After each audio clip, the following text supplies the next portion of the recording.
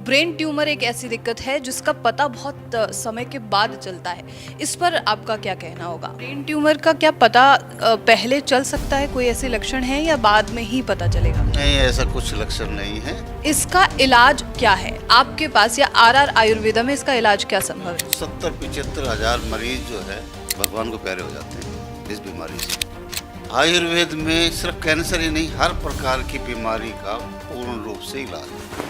आज पेशेंट सबसे पहले भागता है एलोपैथिक सिस्टम की तरफ। बहुत से पेशेंट मेरे पास ब्रेन ट्यूमर के ठीक हुए हैं। जिसने निश्चय कर लिया कि मुझे हराना है कैंसर को, तो हरा सकता है कैंसर को, कोई बड़ी बात नहीं। डॉक्टर ने हर जगह से, एम्स वगैरह में हर जगह से उनको जवाब दे दिया था कि कुछ दिन की मेहमान है, सेवा करो।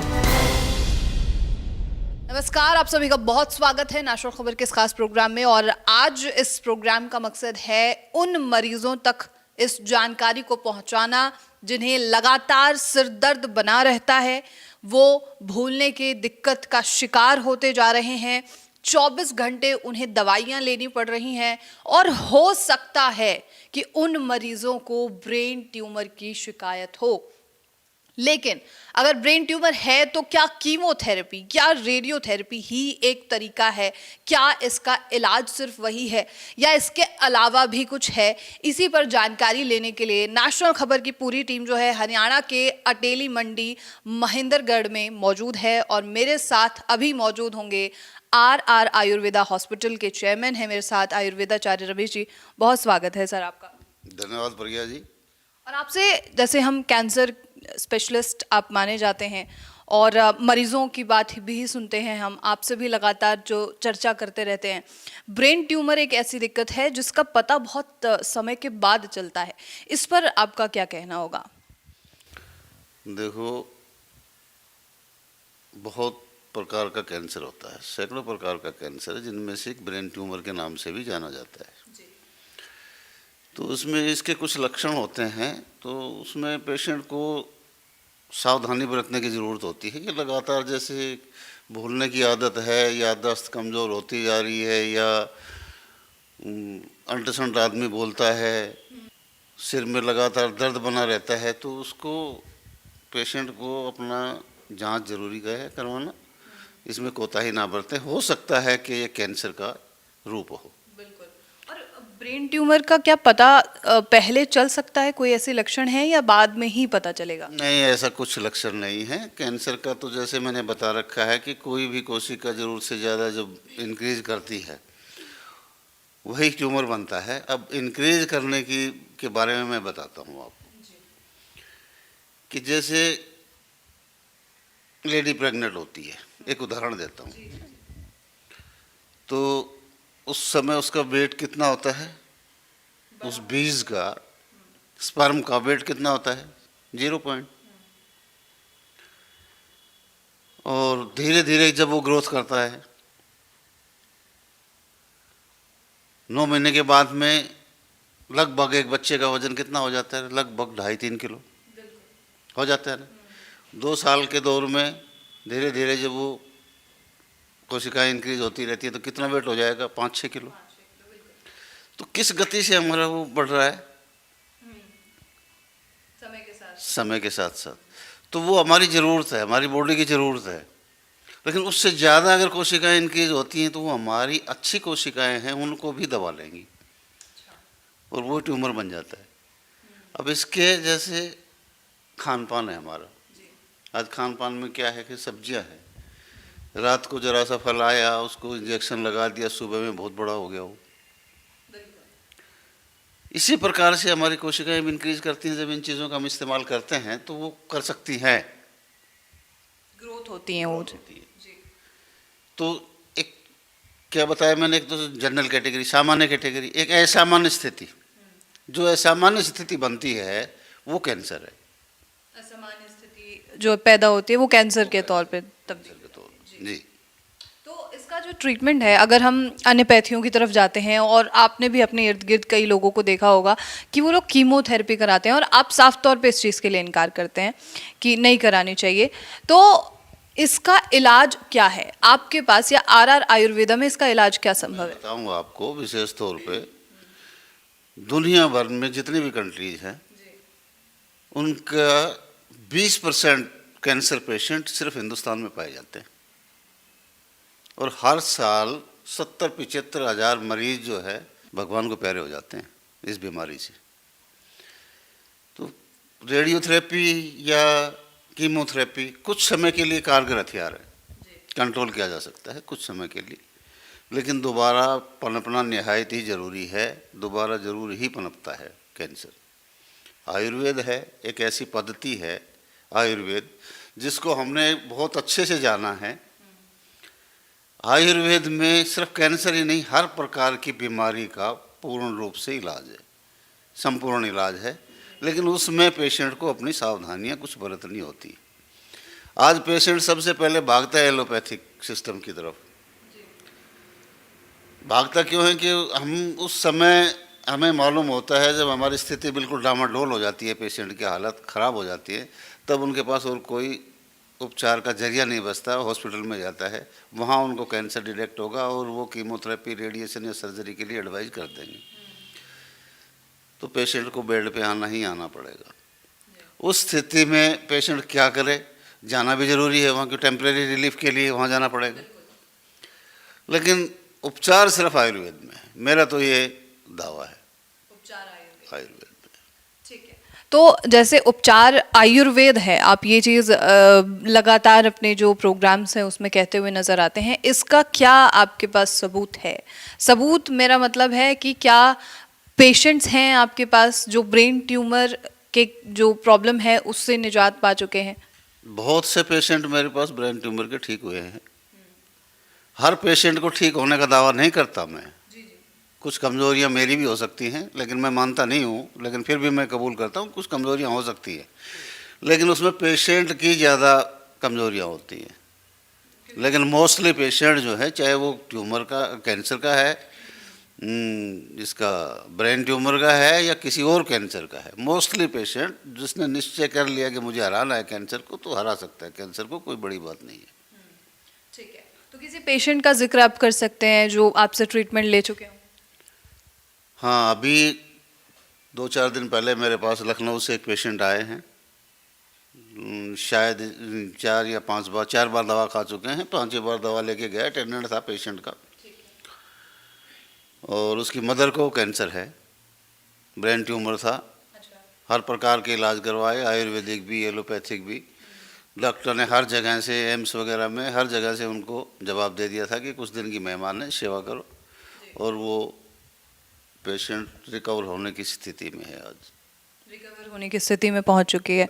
और क्या वो जो पेशेंट है उन्हें संतुष्टि है यहाँ से इलाज लेने के बाद? संतुष्टि है, लखनऊ से वो पेशेंट है, हर महीने आ रहा है, खुद आ रहा है, कुरियर से भी नहीं दवा मंगवा रहा है, खुद आ रहा है।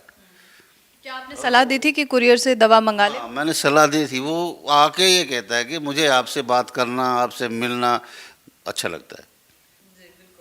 आप ये तो बात आपने जैसे रमेश जी की सुनी, अब मरीज की बात सुनिए कि उन्होंने इन सभी सवालों पर क्या दावा किया है। आज हमारे पास एक ऐसे पेशेंट हैं, उनके अटेंडेंट हैं, जिनको ब्रेन ट्यूमर था, और ब्रेन ट्यूमर की यहाँ से आयुर्वेदिक मेडिसिन ली।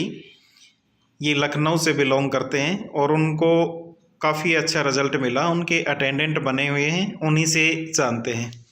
हाँ जी सर, कहाँ से हो आप? जी सर, मैं लखनऊ से, मड़ियाव थाना, खजूल्लागंज। अच्छा जी। तो क्या दिक्कत थी माता जी को? माता जी को सर में दर्द बनी थी। पहले सर में दर्द बना बनी थी स्टार्टिंग से, तो नॉर्मली नहीं ध्यान दिया गया उसको, कुछ चीज़ें वो दिक्कतें बढ़ती गई। तो MRI वगैरह कराया मैंने मेडिकल कॉलेज में, लखनऊ मेडिकल कॉलेज पे।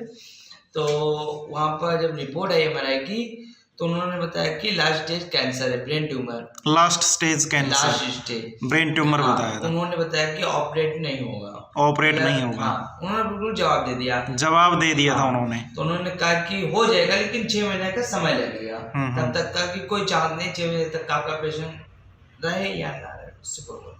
तो उन्होंने कहा कि भाई मना ही डायरेक्टली, खुली बातों उन्होंने मना कर दिया। तो हमने कहा ठीक है, फिर ऐसी बात तो ऑपरेशन में कुछ हो जाए तो हो सकता है कर दीजिए सर। क्या नहीं, मेरे पास बेड नहीं खाली है अभी, आप मैं रिफ़र कर दे रहा हूँ आपको PGI। तो हमने कहा चलिए ठीक है, रहने दीजिए, आप रिफ़र नहीं कीजिए, मैं अपने हिसाब से देखता हूँ। फिर मैंने कल्याण सिंह वहाँ पता किया, कल्याण सिंह है लुलु मॉल के पीछे, तो वहाँ ऑपरेशन वगैरह देखा, वहाँ पे हुआ, वहाँ से भी वहाँ भी जवाब दे दिया गया, ऑपरेशन के बाद भी जवाब दे दिया गया। तो उन्होंने कहा कि भाई जब तक दवा चलाइए, नहीं तो कुछ नहीं हो सकता है। उन्होंने भी हाथ खड़े कर लिए। 7 अगस्त को उन्होंने डिसीजन बताया था कि भाई कुछ नहीं हो सकता। तो फिर पता किया मैंने, दोस्त के माध्यम पता चला कि एक क्लिनिक के बारे में, आयुर्वेदिक इसका इलाज हरियाणा में है। तो हमारी डॉक्टर साहब से बात हुई। अच्छा। ठीक, तो उन्होंने कहा कि आप आ सकते हैं या तो बाई कुरियर मंगा सकते हैं। हमने कहा बाई कुरियर तो नहीं मंगाया, फर्स्ट टाइम है, मैं आना ही चाहूँगा। तो आपने लोकेशन वगैरह डाल दिया मेरे व्हाट्सएप पे, मैं आया, सारी बात बताया। आज जाके मेरा 5वां चक्कर है। 5 महीने हो गए था भाई? हाँ 5 महीने है। और ये नहीं कि मैं बाई कुरियर मंगा, मैं हर बार आता हूँ। आज ये था कि मतलब मैं अपने साथ साथ एक बंदे को भी लेके आया, उनके पिताजी को भी कैंसर है। जब मुझे आराम मिला तभी मैंने अपने जानने वालों को बताया, तो उनको भी लेके आया यहाँ पर। उनको भी डॉक्टर ने जवाब दे दिया था। अच्छा। मुझे बहुत संतुष्ट है तो यहाँ से। तो माता जी को कितना आराम है? माता जी को लगभग आराम ही आराम है, 80% हो गया। 80% आराम जी, बहुत अच्छा है। तो आप दूसरे जो कैंसर पेशेंट्स हैं उनको क्या सलाह देना चाहोगे? तो बिल्कुल यही सलाह देना चाहेंगे, अगर ऑपरेट ना करवाए तो ज़्यादा अच्छा है। पर यहाँ पे क्लिनिक पे आप आर क्लिनिक पे आके बात कर लीजिए, नंबर आपको उसमें वीडियो में मिल जाएगा, आप इनसे एक बार कांटेक्ट कर लीजिए। Thank you.